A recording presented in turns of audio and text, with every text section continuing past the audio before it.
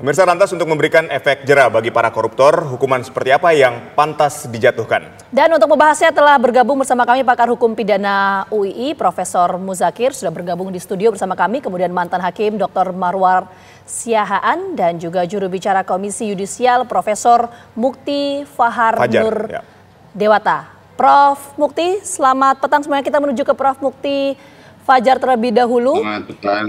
Ya. Bagaimana sikap? Baik, selamat petang. Selamat petang. Bagaimana sikap dari KY berkaitan dengan hakim yang memvonis Harvey Mois dengan vonis 6,5 tahun penjara, Prof? Ya, sejak awal kasus ini memang kemudian menjadi prioritas bagi Komisi Yudisial karena dalam korupsinya ini merupakan sebuah mega korupsi ya, dengan kerugian negara yang ratusan triliun, sehingga Komisi Yudisial dengan hak inisiatifnya, artinya tidak ada yang melapor, itu langsung menunjukkan tim untuk melakukan pemantauan dan juga melakukan investigasi terhadap proses persidangan kasus tersebut. Ini kemudian memang menjadi polemik dalam masyarakat, hingga pada putusannya juga yang kemudian membuat kontroversi di dalam masyarakat. Dalam hal ini Komisi Yudisial berdasarkan kewenangannya menindaklanjuti semua proses-proses tadi, dan sekarang dalam proses sedang mengumpulkan semua data-data dan juga sedang mengumpulkan saksi-saksi untuk kemudian termasuk juga mempelajari putusannya untuk kemudian kita analisis, dan nanti akhirnya kemudian kita akan tentukan untuk melihat apakah ada penyimpangan etik terhadap majelis hakim, dan tentunya juga melakukan pemeriksaan terhadap hakim itu. Oke, Prof. Fajar, jadi ini kan KY akan menelusuri atau melakukan investigasi soal dugaan pelanggaran kode etik. Ini indikatornya apa yang ditangkap oleh KY sejauh ini? Kenapa harus diinvestigasi? Kalau indikator kita mengukur penyimpangan kode etik, ya kita selalu berpegang pada KIPPH, Kode Etik Pedoman Perilaku Hakim. Itu yang menjadi pedoman dari Komisi Yudisial untuk menentukan apakah seorang hakim melakukan pelanggaran atau tidak.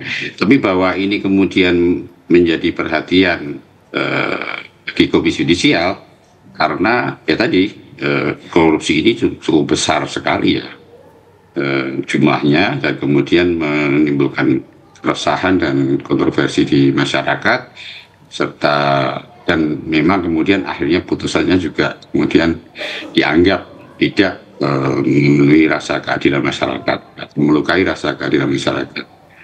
Tapi lebih dari itu semuanya memang menjadi tugas dan kewenangan KY bahwa hal-hal yang menjadi perhatian publik dan khususnya korupsi ini menjadi prioritas, sehingga kita terus akan mendalami, mencari semua informasi, dan tentunya KY juga berharap kepada media maupun masyarakat jika ada informasi tambahan bisa melaporkan kepada Komisi Yudisial. Jika Komisi Yudisial mendapatkan informasi yang lebih akurat. Demikian. Ya. Saya ingin ke Prof. Muzakir. Ini kan Presiden Prabowo mengkritik langsung nih vonis hakim terhadap Harvey Mois 6,5 tahun penjara dan denda beserta uang pengganti 210 miliar. Ya. Sedangkan kerugian negara ini mencapai 300 triliun. Nah, Anda menilai seperti apa? Apakah memang ini kerugian yang begitu besar, kemudian hukuman yang terlalu ringan, sehingga sampai Presiden ikut mengomentari? Baik, ini perkara masalah timah ini sesungguhnya sudah cukup lama. Saya ada atensi sedikit pada saat itu karena beritanya begitu masyarakat luar biasa gitu. Kemudian saya mencoba melihat apakah benar kerugiannya itu sampai angka 300 triliun gitu. Analisis saya secara akademik ya, karena secara ilmu pengetahuan hukum pidana, kalau kita menerapkan tindak pidana korupsi pasal 2, pasal 3, itu unsur yang harus ada di situ adalah namanya menimbulkan kerugian keuangan negara. Ya. Saya ulangi lagi kata-kata kerugian keuangan negara, pasal 2, pasal 3. Nah, kata-kata kerugian keuangan negara itu berbeda dengan kerugian negara dan juga berbeda dengan kerugian di bidang lingkungan hidup. Ya.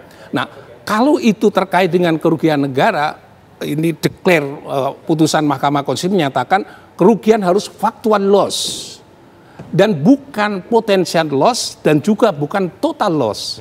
Yang harus dinaikkan adalah actual loss atau factual loss. Factual loss itu adalah kerugian yang nyata, bisa dihitung dengan uang. Gitu. Artinya apa? 300 triliun itu kalau benar analisis saya pada saat itu bahwa itu menurut data yang valid yang saya peroleh adalah hasil hitungan lingkungan hidup. Ya.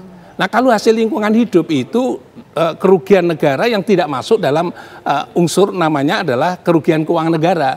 Ya, sebaiknya kalau mau berdebat mengenai hal ini atau mau diskusi mengenai hal ini, mau komentar mengenai hal ini, dikurangi dulu itu dengan 271 triliun itu.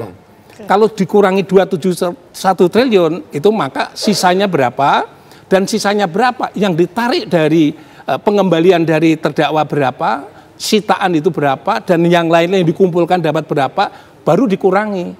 Kurangnya itulah namanya real loss-nya. Ya. Jadi real loss-nya itu bisa jadi kalau nggak salah di hukumnya ada yang 220 itu pengembalian kerugian keuangan negara. Apakah itu kerugian keuangan negara yang harus ada? Pasal 18 dikatakan pulihan kerugian keuangan negara. Kalau itu pulihan kerugian keuangan negara, jadi the real loss adalah ya yang miliar yang dihitung 200 sekian miliar itu. Aliran gitu. dananya itu ya? Itulah yang diperoleh merugikan keuangan negaranya. Yang sisanya sudah diambilkan dari harta kekayaan dia. Gitu. Nah, kalau saya orang pidana melihatnya, kalau dia pulihan kerugian negara 211 atau berapa itu sejumlah miliar itu, maka kok total ininya bisa menjadi 300 triliun. Kalau 300 triliun ya mestinya kalau memakai uang penggantinya itu ya mestinya sejumlah yang disita, sisanya itulah uang penggantinya sisa itu. Tapi kalau sisanya sejumlah sekian, asumsi saya sampai hari ini membaca putusan itu ya sejumlah uang pengganti itulah yang kerugian keuangan negara, selebihnya sudah dikembalikan. Oke. Nah, ini menarik. Kita juga sudah bergabung bersama dengan mantan hakim Marwar Siahaan. Selamat petang, terima kasih atas kehadirannya Bang Marwar. Nah, ini kalau kita melihat perspektif hakim dalam menjatuhkan vonis, kalau kita bicara dalam konteks korupsi, ini pertimbangannya apa? Apakah dalam konteks kerugian negara atau aliran dana yang diterima? Ini kan dua hal yang berbeda. Ya, kalau kita lihat sebenarnya secara universal proses sentencing itu hampir sama. Tetapi Mahkamah Agung sendiri sudah menelurkan Perma nomor 1 tahun 2020 yang sudah merinci semua langkah-langkah apa yang harus dilakukan, mulai dari dampak tindak pidananya, dampak kerugian, dan juga ada beberapa peran daripada yang bersangkutan. Tetapi yang kalau tadi bicara tentang kerugian negara, memang ada mungkin ada perbedaan yang sedikit tipis dengan Pak Muzakir tadi karena di Undang-Undang Keuangan Negara dikatakan setiap kewajiban yang muncul karena tindak pidana itu juga kalau bisa dihitung dimonetisasi itu termasuk juga kerugian negara. Tetapi ini yang menjadi persoalan, ahli yang dituntut hadir di dalam menentukan berapa kerugian negara, kalau di dalam peraturan yang berbeda-beda itu selalu harus dihadirkan sebenarnya ahli dari BPK, ya kan? Itu menjadi sesuatu yang mutlak. Boleh orang lain, tetapi yang mendapat mandat dari BPK atau laporan daripada kerugian negara itu diberikan juga kepada BPK untuk bisa diotorisasi sebagai bagian dari tanggung jawab BPK yang di dalam undang-undang menjadi kewajiban mereka. Itu menjadi kontroversi yang lama di Mahkamah Konstitusi. Siapa sebenarnya yang menghitung? Bahkan sekarang yang menjadi persoalan jaksa penuntut umum kadang-kadang menugaskan juga akuntan publik tanpa mandat daripada BPK. Ya. Ini menjadi suatu hal yang muncul, barangkali bisa terjadi hal seperti ini karena ahli lingkungan, apakah dia juga bisa kita anggap merupakan kerugian negara yang dikatakan di dalam undang-undang harus dihitung oleh BPK itu atau harus ada bandingan. Sebenarnya saksi ahli seperti ini kalau diajukan jaksa misalnya terdakwa tidak setuju, dia bisa mengajukan bandingan. Kalau hakim juga merasa dua-dua tidak bisa dipedomani, dia menentukan ahli sendiri untuk menentukan ini. Ini yang mungkin saya dalam proses, saya tidak baca betul putusannya, tetapi saya tidak melihat hal semacam itu. Tapi lepas daripada itu, kontroversi yang ada di dalam permanya itu, kalau dikatakan katanya lewat dari 100 miliar aja sudah harus maksimum pidananya kan. Di situ dikatakan 100 miliar saja, belum triliun Pak Muzakir.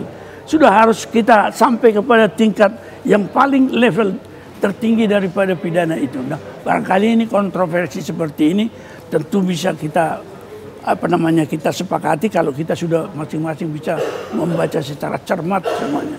Baik, jadi apakah vonis terhadap Harvey Muiz atau Helena Lim ini mencederai rasa keadilan dengan vonis yang 6,5 tahun dan 5 tahun, bahkan KY menurunkan tim investigasi untuk menyelidiki vonis dari putusan hakim ini? Ya, kalau kita mengatakan bahwa dalam putusan hakim diakui kerugian negara sudah di atas 100 miliar, pasti sudah, karena mereka sudah memiliki pedoman di dalam Perma nomor 1. Apa langkah hakim di dalam hal semacam itu? Tapi itu saja tentu diabaikan mereka, karena yang dijatuhkan 6,5 tahun dan penggantinya saya kurang tahu berapa tadi. 220 miliar. 220 miliar. Itu kan tidak sepadan dengan apa yang terjadi itu barangkali. Jadi saya melihat ini, ya, yang menjadi ketertutupan selama ini adalah bahwa Mahkamah Agung itu dengan konsep satu atap, kita tidak bisa melihat mereka. Padahal sebenarnya tidak ada kekuasaan konstitusional yang tidak dipertanggungjawabkan dengan akuntabilitas. KY itu tidak diakui itu. Meskipun mereka masuk, saya ragu-ragu sampai di tingkat mana dia bisa berwenang. Karena mereka cenderung ditolak. Kan? Tapi begini Bang, ini kan kita coba menyuarakan suara publik ya. Publik mempertanyakan kenapa kemudian majelis hakim memvonis 6,5 tahun penjara sementara kerugian negara 300 triliun. Nah ini hakim dalam menjatuhkan vonisnya perspektifnya apa? Apakah menghitung total kerugian negara atau justru aliran dana korupsi yang diterima? Ini kan jadi pertanyaan. Ini saya tidak baca putusannya, tetapi dalam hal semacam ini saya katakan tadi itu, paradigma daripada MA itu satu atap mereka tidak boleh disentuh. Tetapi sebenarnya dengan mengadakan satu legal audit kita bisa tahu dengan mudah apa yang terjadi dalam perkara itu. Nah inilah yang menjadi problem kalau saya boleh katakan krisis penegakan hukum di Indonesia. Independensi hakim dianggap itu kebebasan mutlak. Padahal independensi itu adalah supaya dia bebas dari pengaruh dan dengan itu dia bisa memberikan putusan yang adil, fair, tidak terpengaruh, tidak memihak siapapun. Tetapi independensi tidak mengatakan dia tidak bisa kita tanya akuntabilitasnya. Itu problem sekarang yang ada.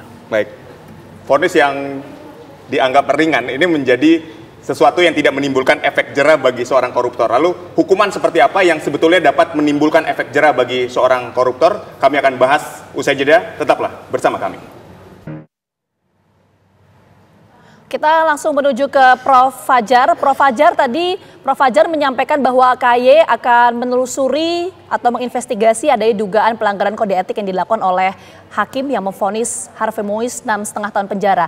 Artinya, apakah bisa saya pertanyakan, Prof, bahwa KY ini juga melihat adanya kejanggalan dari vonis yang dijatuhkan oleh majelis hakim terhadap Harvey Muiz? Bisa saya pertanyakan seperti itu nggak? Dari sisi kewenangan sebenarnya KY tidak berkompeten untuk memberikan komentar tentang putusan. Tetapi KY mempelajari putusan itu untuk menjadikan pintu masuk. Apakah di dalam putusan itu ada semacam tidak wajaran sehingga itu menjadi pintu masuk untuk kemudian kita mencari kemungkinan penyimpangan etik dari hakim pada saat proses memutuskan dan seterusnya. Nah misalnya tadi yang disampaikan Pak Mara tadi, ini kerugian negara 100 miliar itu kan putusannya harus berat misalnya, kenapa hanya ringan misalnya begitu. Nah ini yang kemudian kita tidak main di putusan itu, tetapi bahwa seperti itulah yang kemudian coba kita telusuri masuk apakah di situ ada sesuatu di balik putusan itu terhadap perilaku hakim yang berkaitan dengan etik tadi. Itu begitu Pak. Jadi isinya. Baik, saya ingin ke Prof. Muzakir. Ini dari perspektif hukum pidananya seperti apa, Prof? Ketika kita lihat bahwa hari ini kan berbeda-beda ya orang korupsi sejumlah sekian, terus vonisnya sekian. Ini variatifnya kelewat jauh gitu. Ada yang 12 tahun, kemudian ada yang 6,5 tahun, ada yang 5 tahun. Ini berdasarkan apa? Hakim mengambil keputusan itu? Jadi prinsipnya mendasarkan pada Undang-Undang Tipikor ya prinsipnya. Cuma dalam praktek penegakannya itu Mahkamah Agung menerbitkan peraturan Mahkamah Agung nomor 1 tahun 2020 gitu.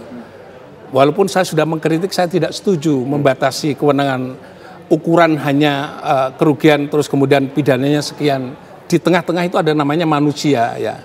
Subjektivitas atau objektivitas manusia itu harus dipertimbangkan dalam menjatuhkan putusan, bukan karena nilai kerugian saja gitu ya. Kalau nilai kerugian kan bisa dikembalikan, dihukum kembali kan sudah bisa dilakukan. Tapi kalau itu patokannya sebagai pengambil putusan, itu rasanya kurang pas ya. Jadi saya ulangi lagi, dalam perkara korupsi tidak hanya karena faktor kerugian saja, apalagi kita punya sejarah penghitungan kerugian itu carut-marut ya.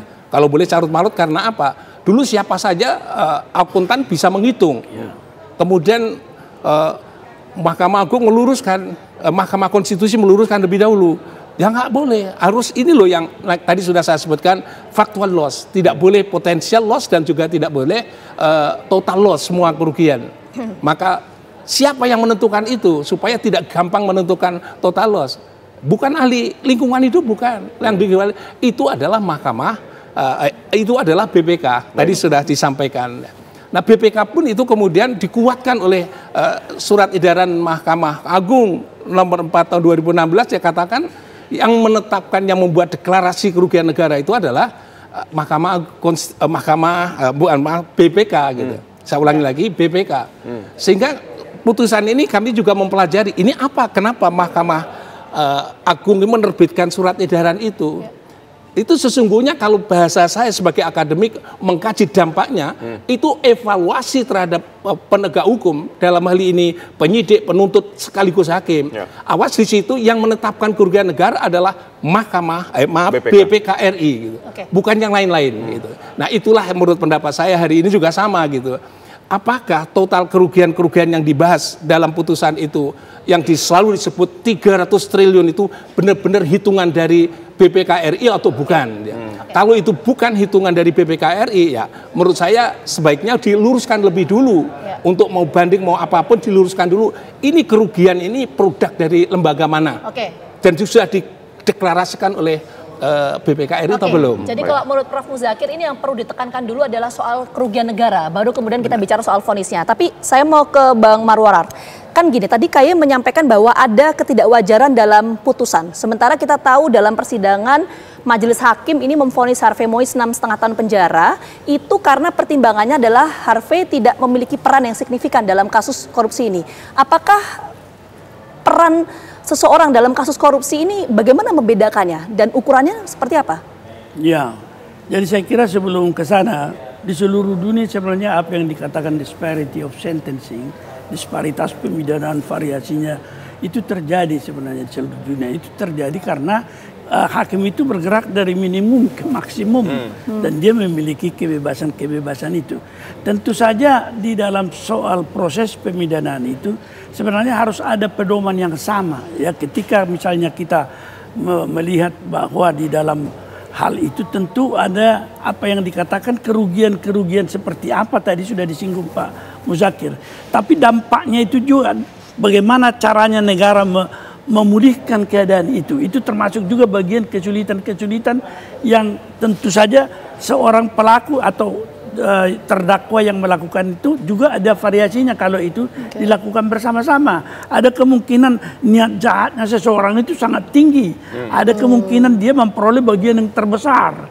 Dan itu semua merupakan unsur-unsur yang harus dipertimbangkan di dalam sentencing. Tetapi apapun kelemahan kita di Indonesia ini sekarang, bahwa ada yang disebutkan dalam menjatuhkan pidana apa yang disebutkan economic analysis of law. Jadi selama itu tindak pidana menguntungkan, hukuman mati pun dipaksakan, mereka bisa memutar itu semua. Misalnya Anda bisa melihat Mary Jane itu dia adalah ibu rumah tangga, tetapi bisa oleh para aktor-aktor terkemuka bisa disuruh begitu. Jadi hukuman mati pun dijatuhkan sepanjang masih menguntungkan, itu akan terjadi terus-menerus. Nah, inilah yang menjadi pergulatan hakim seharusnya. Bagaimana supaya satu tindak pidana itu tidak menguntungkan lagi sehingga bisa dicegah ke depan. Nah, tidak menguntungkan itu semua keuntungan dia harus diambil negara. Ya kan, ini yang sulit sebenarnya di tingkat ini. Karena bagaimanapun tadi seperti itu, penghitungan kerugian. Kalau Anda misalnya mendengar daripada mereka yang melakukan korupsi, apakah yang mereka korupsi itu tidak ada, kalau bahasa Medan cincai disita sampai mana kan? Ini menjadi persoalan. Jadi sepanjang masih menguntungkan tidak ada ceritanya. Tetapi untuk perkara Harvey Muiz, ya jelas hakim sendiri sudah mengemukakan bahwa kerugian negara sudah berapa. Dari proses yang harus dipedomani dari Mahkamah Agung, dia sudah harus tahu hukuman seberapa yang harus dijatuhkan. Kalau dia menjatuhkan di bawah 6,5, tinggal kita bergantung kepada Komisi Judisial. Adakah indikator bahwa mereka melanggar etik di sana? Artinya dia menjual independensinya kah atau tidak? Baik, saya ingin ke Prof. Muzakir. Apakah ini berarti dengan rendahnya vonis atau hukuman terhadap koruptor ini membuat korupsi menjamur di kita? Bahkan Pak Prabowo sempat menyatakan dalam satu kesempatan, dalam satu forum, bahwa hukuman maling ayam dan koruptor dengan jumlah yang fantastis itu nggak jauh beda gitu. Jadi begini, penegakan hukum itu bukan semata-mata untuk menghukum orang. Ya. Ini saya kira harus diluruskan juga. Kami orang pidana selalu geram juga melihatnya, kenapa di dalam undang-undang korupsi itu hakim-hakim, jaksa dan juga yang lain disubordinasi sebagai alat pemberantas korupsi. Itu melanggar Undang-Undang Dasar 45 pasal 24 ayat 1. Seharusnya nggak boleh dia disubordinasi pemberantasan korupsi. Judulnya aja udah salah menurut pendapat saya ya. Mestinya dibalik, cukup judulnya tindak pidana korupsi saja. Jadi tidak menempatkan hakim dan yang lain-lain itu sebagai alat pemberantas korupsi. Akibatnya apa? Ya sekarang terjadi seperti ini. Kalau itu alat pemberantas korupsi, alatnya gagal ya otomatis secara otomatis ini akan memberi pembelajaran buat publik ya. Oh ternyata kemarin yang dimaafkan aja saya bilang wah itu enak dong melakukan korupsi dimaafkan. Kalau sekarang tuh harus dihukum berat. Hukuman berat itu apa? Apakah itu dalam kerangka untuk memberantas korupsi? Kalau sudah masuk pengadilan itu hakim bukan alat pemberantas korupsi. Hakim adalah penegak hukum dan keadilan. Dosa konstitusi jika hakim menegakkan hukum itu pemberat sebagai pemberantasan korupsi.